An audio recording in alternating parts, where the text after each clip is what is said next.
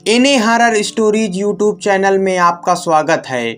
मैं हूँ सात्विकी द्विवेदी। तो सुनिए आज की भूतिया कहानी। मेरा नाम अर्चना है और मैं मध्य प्रदेश की रहने वाली हूँ।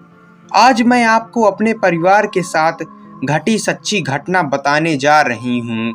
मेरी शादी उत्तर प्रदेश के एक गांव में हुई है जो झांसी से 150 किलोमीटर की दूरी पर है। मेरे सास ससुर की मौत कई साल पहले हो चुकी थी।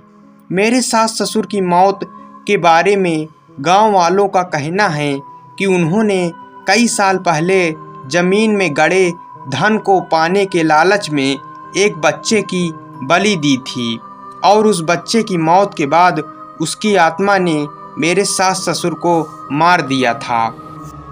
जब मैंने गांव वालों से ये सब बातें सुनी तो शुरू में मुझे इन बातों पर विश्वास नहीं हुआ, लेकिन एक दिन की घटना ने मुझे इस सच को सामने खड़ा कर दिया।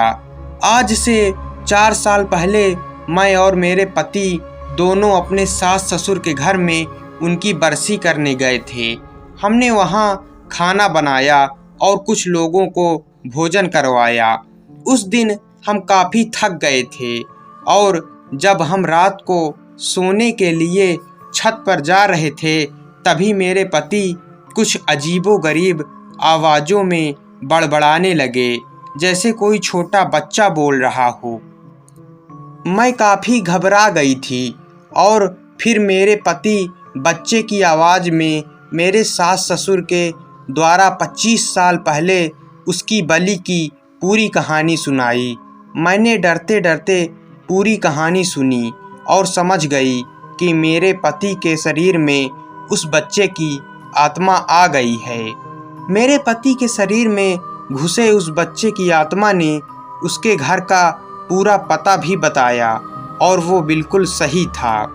उस घटना के बाद 2-3 बार फिर मेरे पति के शरीर में वो आत्मा घुस जाती और उसकी मुक्ति के लिए गया ले जाने को बोलती थी।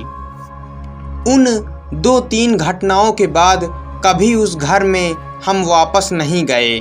उस गांव में वो घर आज भी वीरान पड़ा है और पिछले 20 सालों में वहाँ कई मौतें हो चुकी हैं।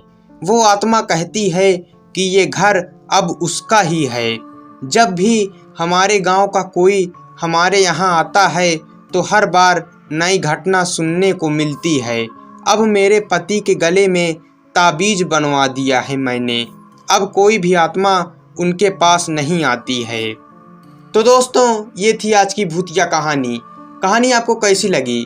कहानी पसंद आई हो तो दोस्तों वीडियो को प्लीज़ चैनल को सब्सक्राइब और वीडियो को लाइक ज़रूर कर देना। मिलते हैं अगली भूतिया कहानी में।